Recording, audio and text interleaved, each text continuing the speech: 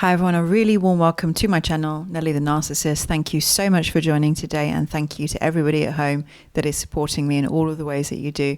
It's truly appreciated. Today I'm going to discuss love bombing, and for those of you that know my channel, you'll know that I have experienced this myself, so I know how it feels.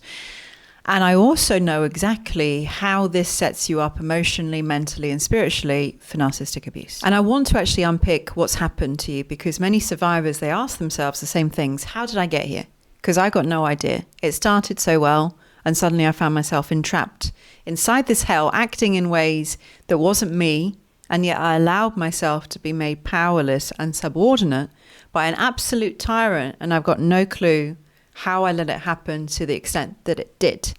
I didn't know how far gone it was, or I was, until I was that far gone. So I will cover here today mainly romantic relationships, because they are more intense due to the presence of sexuality. But of course, this can also relate to platonic relationships with narcissists. And I'm going to cover quite a lot in this video, and I really hope that it's going to be helpful to you. And do leave me a comment below, because I'd love to hear your thoughts on this experience for yourself. And if you do appreciate this video, then please do like it, share it with somebody that you think it might help, and do consider subscribing to the channel if you'd like to support my work and hear more. Thank you. So getting back to this topic, and first of all, I'd like to sum up how I liken the feeling of love bombing. And I'm going to give you a visual image, as I often like to do. Now, there was a time when my friend's boyfriend picked me up in his brand new white Aston Martin, and I'd never been in such a supercar before, and you could hear this thing coming from miles away, and I mean it had some serious power. And when I got in, he was so proud of this car that he wanted to give me the full experience and show me just how much power was in the engine. So he put his foot on the gas, and that car picked up speed in so few seconds that the G-force threw me back against the seat and pinned me there. And a huge smile came over my face, as well as fear, but excitement. And my stomach rose up into my mouth, and I got that kind of giddy, dizzy, fizzy feeling of absolute thrill. And it was on the lines of danger, but absolute pleasure, somewhere between being scared for your life, yet exhilarated and feeling so alive. And if I were to describe the start of a romantic relationship with a narcissist and what it feels like to be love bombed, I can say that it's exactly like driving really fast in that Aston Martin. It's a little bit scary when it's moving that fast, but it feels sensational. You know, when you're pinned up against the seat with your stomach in your mouth, and you've got a great big smile on your face with your heart pounding like crazy, you don't want it to stop. You know that you're going too fast. You're aware that it's dangerous, and you could, be headed straight for a crash, but it's something that you don't want to stop because it's too thrilling of a ride to get off of. So you throw caution to the wind, you throw out your better judgment out the window, and you just let that car drive on at full speed ahead. When you're getting love bombed, it's so intense, it's so fast, it's so invasive. It feels out of control because it is, and it has to be that way. And I'm going to explain later why it is.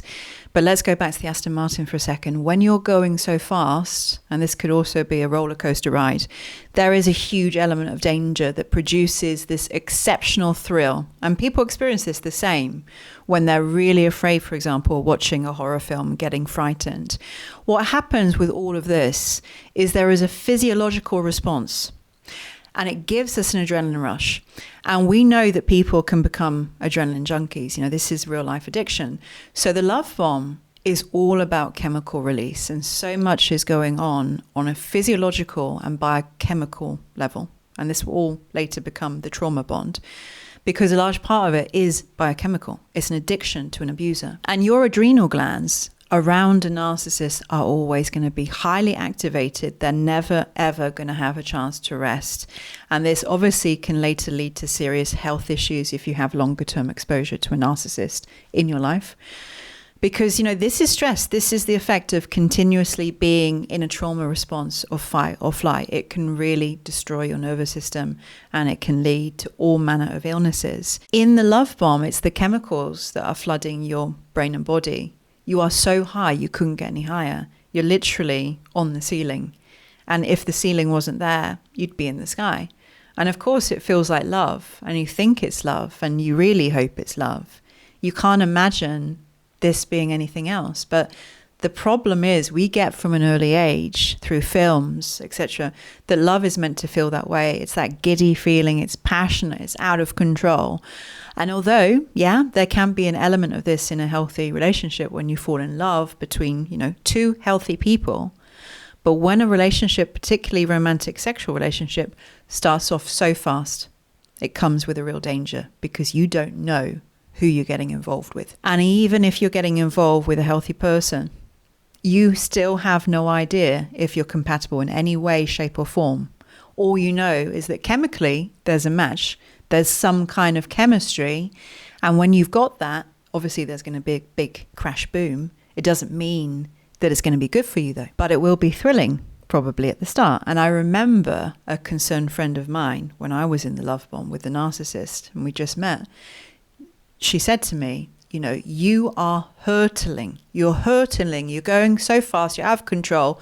The pair of you're like speed bombing and you're gathering faster momentum. Now, the speed rolling for me was innocent because, like you, I didn't have bad intentions. I thought I was falling in love and it was mutual. I didn't realize that the narcissist was deliberately doing it to overcome me and make me lose my senses and my logic and my control. Narcissists are not going to take their foot off the pedal at the beginning. Now, the reason that they do it is because they need to keep on bombarding you until you succumb fully to them and they've got you where they want you. It is sinister. But I need you to know this and I want to dismantle it. It's these chemicals that you're going to be overrun with that allows the narcissist to get control of you. Because when these chemicals are flooding you as much as they will be, like I said, you're going to be so high, you're not going to be in the right frame of mind. You're not going to be the one in control of you. You're going to be vulnerable in this state to danger. And that's what a narcissist is, a real life danger. But as well as adrenaline, you're going to be getting all of these pleasure chemicals released as well. And you're going to start associating the narcissist as the person that makes you feel so good. So the narcissist becomes your drug.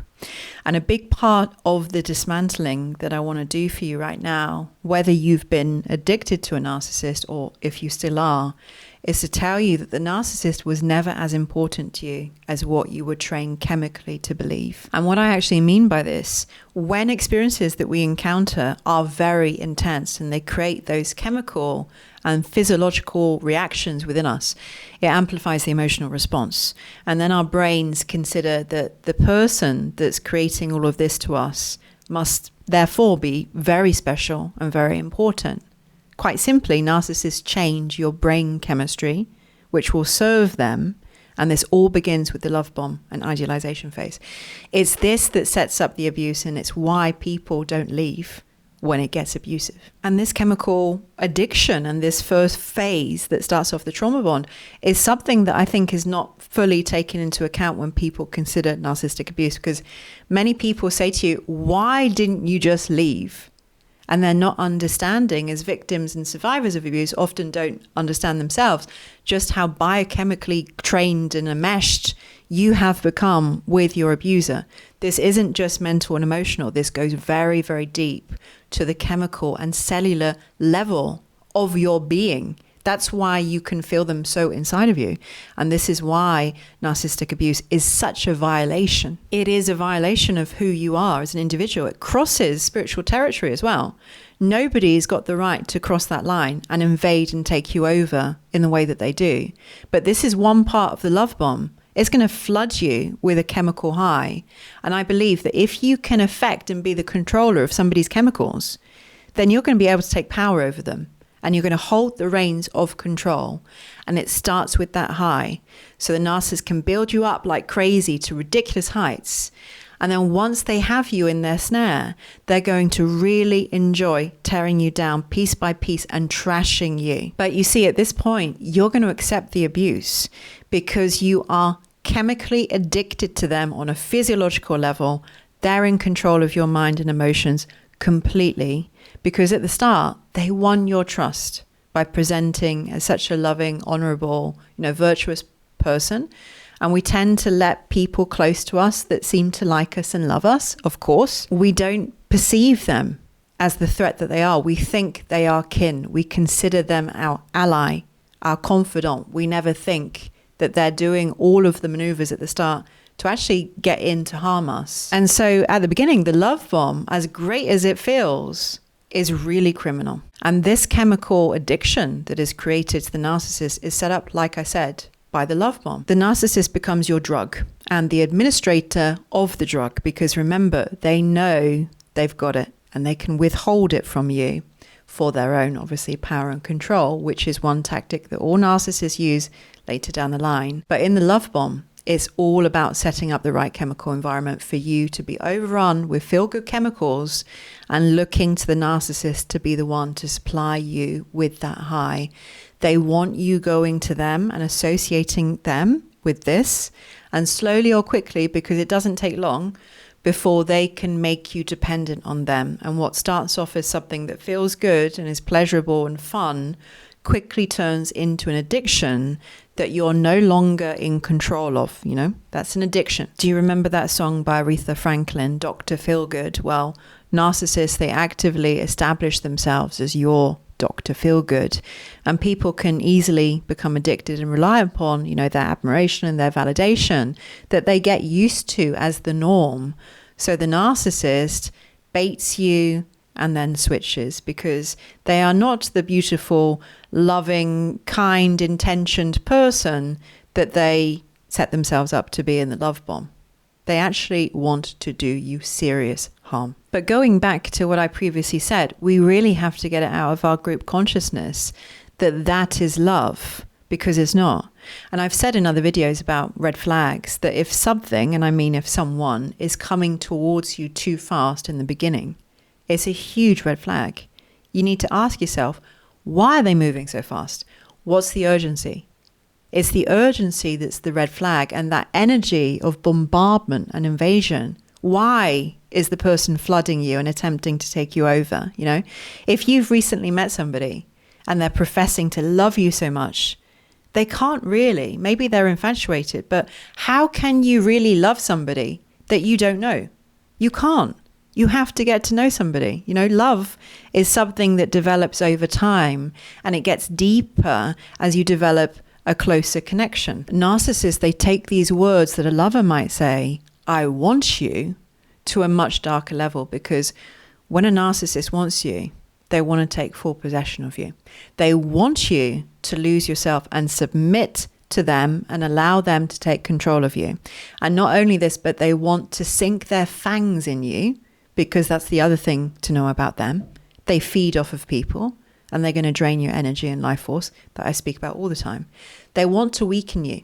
They want to live off of you like a parasite and get as much out of you as possible, making you weaker and making them stronger off of you. Don't believe what other people say. Narcissists do have very dark intentions, and they conceal all of their nastiness behind that cloud of smoke and mirrors. And they're in a rush when they set their sights upon new supply. They don't want the process to linger on forevermore. Not usually. They want to stake their claim on you as soon as possible. And the love bomb is a sudden burst of energy and positive attention that is too much. And it's intended to be too much because it takes you by surprise, it catches you off guard, and it proceeds to get you to throw out all of your better judgment. It's like an ambush, and the narcissist is trying to catch you when you're absolutely not prepared. You don't have any form of protection because you're not expecting to get attacked. The thing is, although the love bomb feels amazing at the start, you know, because of all those chemicals that are being released in your system and you feel so high, we tend to see it as a positive thing. But like I just said, what it is, in fact, is an attack. Now, the clue is in the word itself, bomb. The narcissist is on the attack as a predator. You know, you've seen those wildlife programs. Those predators, they hide and they stalk their prey, and then they take them by surprise in a sudden, fast and precise scramble. And many times it works. Sometimes it doesn't, like with narcissists. But sometimes they miss their target when they aim and take a shot. But usually their instincts are correct about chosen targets, and they succeed on this mission to love bomb. And the love bomb is a mission. It's the first stage of their abuse cycle, which is intended to disarm you by removing your boundaries, getting you to put your faith and trust in them. And the crazy thing is, you won't even know them. Perhaps you've known them a matter of weeks, And yet they manage to win your trust, get you to believe that they love you and have really good intentions, and they get you to drop your boundaries. We let go of our guard. We let go of our boundaries. We're actually forced to, yet you won't see it like that. And in this phase, anything that you do to keep up your boundaries and what keeps the two of you apart will not be tolerated. And you see, narcissists can come across as really insecure and needy. And sometimes you can't fathom how such a seemingly strong person could be so vulnerable and needy of you. And the truth is, they act that way. It's a ploy to get you to come close, you know. It's a known tactic used by predators. They don't want you to know how dangerous they are, so they pretend to be vulnerable, wounded, or weak, you know. The wolf disguises themselves as a sheep to lure you into the trap. This is what narcissists do. In the idealization love bomb, you're not going to be seeing the real face of who they are. And when you get to the end of the abuse cycle and you look at the version of the narcissist that they pretended and they painted in the beginning in comparison to the person that they really are, you know, that you eventually get to see, you'll see that there is nothing in common between the two images. They're opposing. So the image of the narcissist as they're love bombing you is completely fake. There is nothing real. But they're going to promise to be everything that you've ever wanted. And they will lead you to believe that they're offering you a love of a lifetime. It's a love of a lifetime. And most people fall for that trick. And this ends up being all about validation. Love bombing is really getting you hooked on the narcissist's attention, validation, and biochemically hooked on the narcissist, because very soon, you know, the narcissist is going to abruptly end and withdraw their affection and validation. And this is going to really hit your sense of self-worth, because unknowingly to you, you've outsourced that to the narcissist, who is in complete control of this now. And the thing is, like I said, if they can have control of this, then it means that they can actually take a sense of control over your entire being and your entire life. They are the master of your brain chemistry. They've switched it up. They've entrained you how they need you to be. And so they take full control because they have access to you now on a cell level. They're in control of your chemical responses. And this is all because of what the love bomb enabled. It felt so good in the beginning. They got you addicted and considering them as your Dr. Feelgood, like I mentioned. The love bomb disarms you and it gets you to hand over your power to them. And now they are the ones whose opinion of you matters, whose intention matters, whose validation matters, whose affection matters.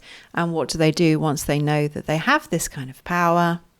They abuse it completely, because now they're your master and you have no idea how this all started with some shape of an innocent love bomb. And unfortunately, with these chemicals that mess with you, they've tricked you into believing that they are your everything. And this is what makes you subservient, because you really do think that you need them. You can't live without them. And it's not crazy, even though you really don't need them.